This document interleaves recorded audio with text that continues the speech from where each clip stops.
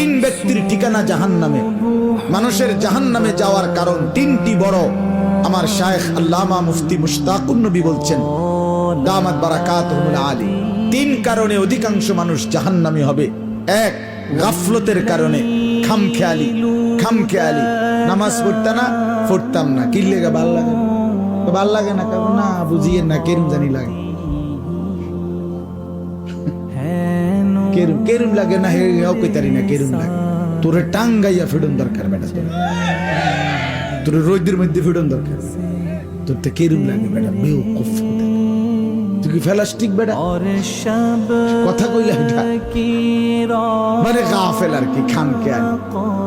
এ মনে হয়েছে হাঁটে, নিজে নিজে হাসে, মোবাইল টিপতে আছে, বেডির নাচ দেখতে আছে তো দেখতে আছে, আড্ডা দিছে তো 3টা বাজে বাড়িছে, রাতের বাজে 12টা, এ আড্ডাই দিতে আছে, যেখানে মুতে ধরছে এখানে মুতে দিতে আছে, মানে কোন আমার অসংখ্য ছেলে পেলেরে দেখলে আমার কাছে মনে হয়, আরে তে তো প্রতিবন্ধী না রে, আসলে তে তার সিরা না, তার তো ভালো ডাক্তার দেখানো দরকার, মানসিক ডাক্তার তার খুব দেখানো দরকার। তার তো কোনো নিজের চুল নিজে বড় করে আবার নিজেই ফিরায়, তো তুমি এটারে সামনে বাড়াইয়া রাখলা, আবার তুমি এটারে পিছা ফিরাও কা? বেকুব কি এরকম হয়? এত বেকুব কি আর বাজারে ওঠে? পাগল। আপনি বলেন একটা মূর্খতার তো সীমা আছে।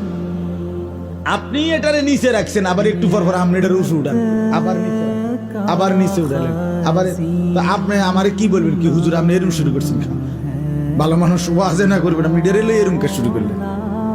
বলবেন কিনা বলেন না কেন? এখন যে কোনো মানুষ বলবে কিনা। আরো কেউ যদি আরো মারাত্মক হয়, কব কিরে হুজুর এটা কি পাগল নিগল, এরকম করে কা? বলবে না তো? তুমি কি পাগল নাকি? তুমি চুলিডির এরকম করো কা? তুমি এমন করো কেন বেটা?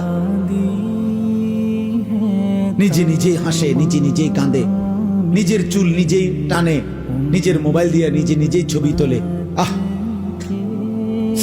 গাফেল।